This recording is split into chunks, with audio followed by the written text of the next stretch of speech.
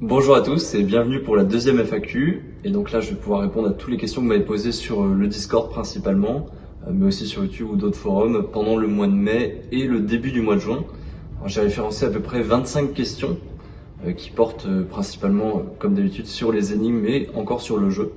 Donc je vais tout simplement les prendre dans l'ordre par rapport à la chronologie des questions qui ont été posées. Alors, il y en a beaucoup qui se répètent un peu, mais on va les traiter individuellement, une par une. C'est parti. Première question de Diogène sur le fait de voir des éléments qui seraient inversés ou brouillés. Est-ce normal ou est-ce qu'il est victime de vapeur alcoolique? Non, c'est tout à fait normal, je vous le confirme.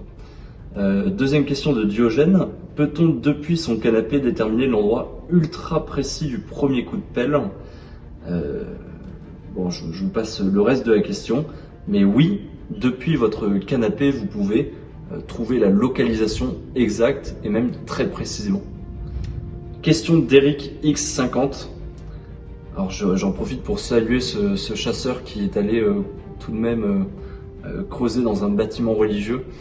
Je profite de cette FAQ pour redire que le trésor n'est pas dans un lieu privé et qu'évidemment il faut respecter tous les droits de propriété et de jouissance pendant vos activités de chercheurs de trésors, pour nous éviter tout simplement des éventuels inconvénients judiciaires. Mais malgré cela, évidemment, il a toute ma sympathie. Est-ce que sur place, les organisateurs de cette chasse ont laissé un indice à l'emplacement du coffre? Il n'y a pas d'indice supplémentaire une fois sur place. Alors, autre question de Diogène. Il est question du mal jumeau. Pourrait-il en être de même pour le bien? Alors c'est une excellente question, mais je ne peux aussi pas y répondre, en tout cas pour le moment. J'enchaîne sur une autre question. Nous sommes bien d'accord que les énigmes s'articulent les unes des autres de manière à constituer un ensemble final. En effet, les énigmes ont des liens entre elles. Il peut y avoir des cheminements d'une énigme à l'autre. Donc il ne faut pas considérer chaque énigme, chaque bloc comme strictement autonome. Une question de Silver Angel. Est-ce que le fait d'avoir un souci avec les couleurs, d'être daltonien peut être un frein? Oui, c'est un souci. Les visuels sont hauts en couleurs et vous avez même pu remarquer que les éléments textuels n'étaient pas parfaitement monochromes. Et donc si vous êtes daltonien, je vous encourage vraiment à chercher un binôme pour cette chasse puisque les couleurs ont toute leur utilité dans le jeu. C'est d'ailleurs la question qui suit du joueur Tali. Les couleurs visuelles ont-elles une importance, une utilité? Tout à fait. Une question de protagoniste sur la franc-maçonnerie. Est-ce qu'il s'agit d'un simple hasard ou d'un clin d'œil? Alors la question est un peu trop précise, donc je ne vais pas répondre pile dans le cœur du sujet, mais il n'y a pas de hasard dans le jeu en tout cas. Lors de nos recherches, quelle est la part d'alchimie, de vin, de franc-maçonnerie? Question de maging. Pareil, même question sur les thèmes, je ne vais pas pouvoir en dire davantage aujourd'hui. Le comte de Saint-Germain, est-il possible que nous devions contacter quelqu'un, un organisme complice? Non, aucun partenaire n'est dans le secret. Ça aurait été évidemment extrêmement compliqué pour des questions de confidentialité. Donc on a préféré maintenir le secret entre un nombre très très réduit de personnes. Une question de Géax, est-ce qu'on aurait pu faire autrement que de dessiner 5 boules par rangée? Ça je ne peux pas répondre. Donc, une question de Eredom sur le mot prémisse. Alors ça c'est en effet un gros débat qu'il y a eu sur le Discord et donc je profite de cette FAQ pour y répondre. Oui, il y a une faute d'orthographe sur le mot prémisse, je m'en excuse. Il y a 2 orthographes possibles, les plus courantes c'est avec 2 S et un C et en effet les 2 mots ne veulent pas dire la même chose même s'ils se prononcent de la même manière et la bonne orthographe à retenir ici dans le jeu c'est avec un C, au sens du coup de début de commencement de l'aube. Il y a également une petite faute sur lorsque avec une apostrophe, normalement lorsque aurait dû s'écrire en entier L-O-R-S-Q-E. Donc il y a en effet ces 2 fautes à avoir en tête. On n'a pas corrigé la version digitale tout simplement parce que certains joueurs ne la possèdent pas et ont uniquement la version papier. Maintenant que les parchemins ont été fabriqués, évidemment on ne peut plus les modifier, les amender. Donc pour éviter que des joueurs n'aient pas les mêmes supports de travail ou si certains ne regardent pas cette FAQ, on préfère que chacun ait les mêmes bases de travail.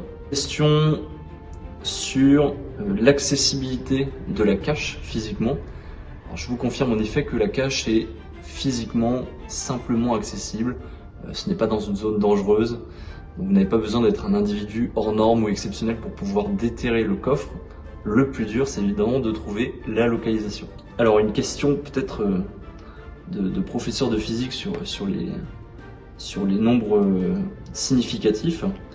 Si j'étais amené à faire des calculs de quelque nature, devrais-je arrondir les résultats obtenus au chiffre supérieur, calculer un nombre précis de décimales? Alors là, je vous encourage à garder le calcul le plus précis possible. Donc, si vous avez 10 ou 15 décimales, eh bien gardez 10 ou 15 décimales. Ça rendra votre calcul dans tous les cas beaucoup plus précis. Alors, une question d'Attilien. Les éléments dans les illustrations auraient-ils pu être disposés différemment? Par exemple, illustration 1, le sablier à gauche et le personnage à droite. Ou illustration 3, le soleil noir à droite. Oui, le cahier des charges est assez contraignant, mais a laissé quand même d'importantes marges de manœuvre à l'artiste, notamment sur l'arrangement dans le dessin, dans l'illustration de certains éléments qui devaient y figurer. Leur place n'est pas toujours centrale. Une question de Seb, y a-t-il un ou des éléments à interpréter en anglais?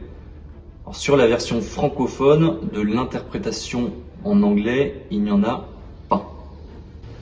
Des connaissances littéraires sont-elles utiles et nécessaires? Oui, mais pas uniquement. Par contre, vous n'avez pas besoin de vous procurer des livres rares ou onéreux. Tout doit normalement se trouver soit chez vous, soit dans une bibliothèque publique. Une question de Christelle sur une découverte fortuite du coffre. Alors, cette découverte fortuite est strictement impossible. C'est une certitude absolue.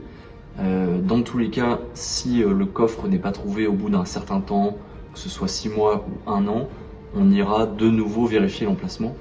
Mais en effet, le coffre n'est pas détectable par un détecteur de métaux, donc la seule manière par laquelle il pourrait être trouvé, c'est par un joueur qui aurait résolu le jeu. Question de Frédéric 86. Est-ce que l'emplacement du trou à creuser est une évidence ou bien peut-on être tenté de creuser plusieurs trous dans le périmètre? L'emplacement est une évidence, vous n'aurez aucune hésitation. Question d'Ammonite. Bonjour Comte, les énigmes sont-elles compréhensibles pour toute langue après traduction? Alors je ne suis pas sûr d'avoir complètement compris la question, mais oui, les joueurs étrangers ont le même degré de difficulté que les joueurs français et les mêmes énigmes que vous, simplement traduites.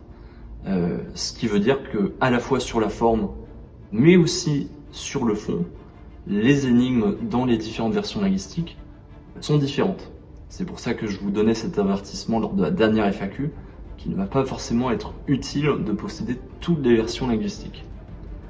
Et une dernière question de nouveau de Diogène. Dans la chasse, on voit d'autres jeux.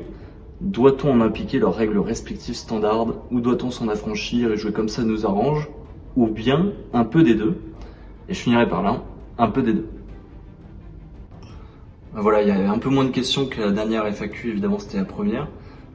J'espère que ça a pu éclaircir certains points. Évidemment, c'est normal, si tout n'a pas été éclairci, ça reste une chasse au trésor, avec tout son lot de mystères. En tout cas, si vous n'êtes pas encore sur le Discord et que vous voulez participer à la communauté, voir ce que les autres joueurs trouvent, trouver des partenaires pour former une équipe, n'hésitez pas à le rejoindre sans tarder.